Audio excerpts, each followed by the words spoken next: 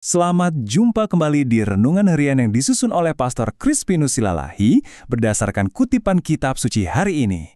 Saudara-saudari terkasih dalam Kristus, semoga Tuhan memberimu damai. Nah, hari ini kita bakal sama-sama mendalami sebuah ulasan renungan yang sangat menguatkan. Judulnya, Jangan Gelisah, Ada Jalan. Ulasan ini diambil langsung dari Injil Yohanes bab 14 ayat 1-6.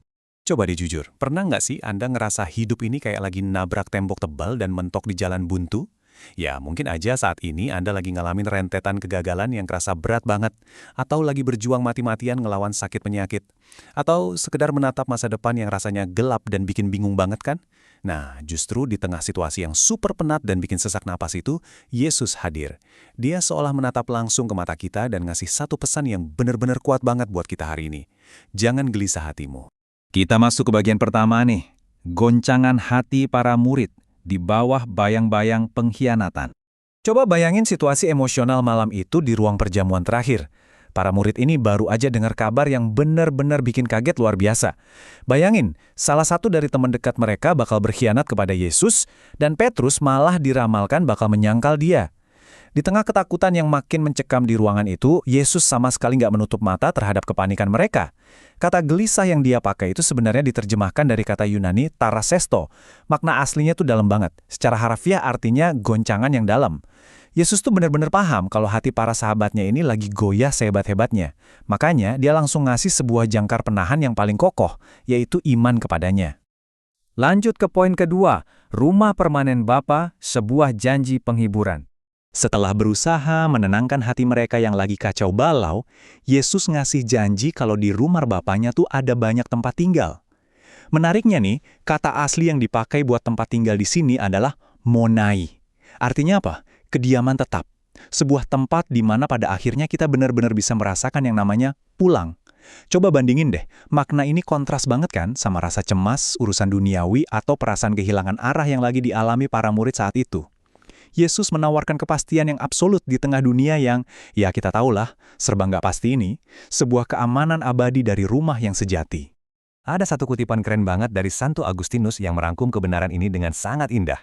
Dengerin ya, engkau mencari jalan, jalan itu adalah Kristus. Di dalam dia, engkau harus percaya.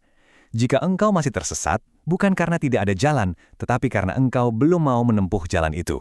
Wah, dalam ya. Pemikiran ini tuh kayak semacam pengingat keras buat kita, mengingatkan kalau jalan keluar itu sebenarnya udah ada dan tersedia. Tapi, buat bisa keluar dari jalan buntu, butuh pilihan aktif dari kita. Kita harus mau pakai kehendak bebas kita buat benar-benar percaya dan berani melangkah di dalam Kristus. Sekarang kita lihat bagian ketiga. Akulah jalan itu, menjawab keraguan Thomas. Waktu itu Thomas nanya, dan jujur aja pertanyaannya manusiawi banget, karena wajar dong dia pengen titik koordinat yang jelas, dia butuh peta. Tapi coba perhatikan baik-baik responsnya. Yesus nggak bilang, oh sini aku tunjukkan latak jalannya kepadamu. Nggak sama sekali. Dia malah merespons dengan deklarasi yang luar biasa, akulah jalan. Maksudnya apa? Yesus itu bukan sekedar papan petunjuk arah di pinggir jalan. Dia bukan peta kertas, dan dia jelas bukan aplikasi GPS di HP yang bisa kita matikan sesuka hati. Dia sendiri adalah jalan itu. Jadi, jalan menuju Bapa itu sama sekali bukan soal menaati rute geografis, melainkan tentang membangun relasi yang hidup, relasi yang nyata dengan pribadi yang kita imani. Nah, bagian keempat, melangkah tanpa melihat peta. Kita masuk ke aplikasi praktisnya buat hari ini. Gini, mungkin hari ini atau besok pagi, atau bisa jadi minggu depan, awan kekhawatiran itu bakal balik lagi.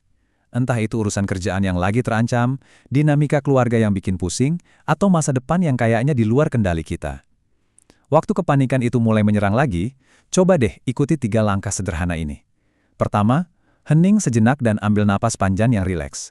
Kedua, ucapkan doa ini pelan-pelan di dalam hati Anda. Tuhan, aku tidak tahu jalannya, tapi aku percaya Engkau adalah jalan. Dan yang ketiga, ini yang paling penting, beranilah melangkah. Esensi dari iman itu bukan cuma diam menunggu sampai kabutnya menyingkir, teman-teman. Iman itu justru keberanian untuk mengambil satu langkah ke depan di tengah ketidakpastian, karena kita tahu persis dengan siapa kita berjalan. Sebagai penutup dari ulasan kita kali ini, mari sama-sama kita sadari kalau Yesus nggak pernah berjanji jalan yang kita tempuh bakal selalu rata dan mulus. Enggak. Yang dia janjikan adalah dirinya sendiri. Dan jalan itu punya rekam jejak yang udah nggak bisa dibantah lagi. Harus melewati penderitaan salib dulu sebelum akhirnya menembus fajar kebangkitan. Nah, pertanyaannya buat kita hari ini, di tengah jalan buntu yang mungkin lagi Anda hadapi, maukah Anda melepaskan peta duniawi Anda dan membiarkan Dia sendiri yang menjadi penunjuk arah kehidupan Anda? Soli Christo Gloria. Semoga Tuhan memberi engkau damai dan kebaikan.